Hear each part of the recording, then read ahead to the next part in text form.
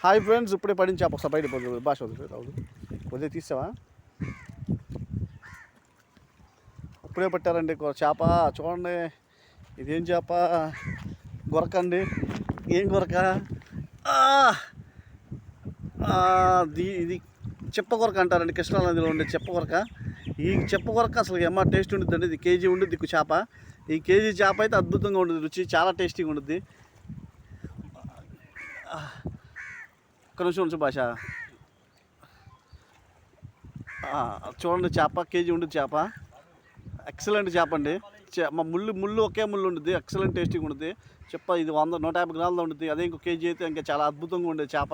Okay my dear friends, చూడండి అసలు ఎంత మంచి వేటగాళ్ళు మన ఏరియాలో ఉండడం మన అదృష్టం.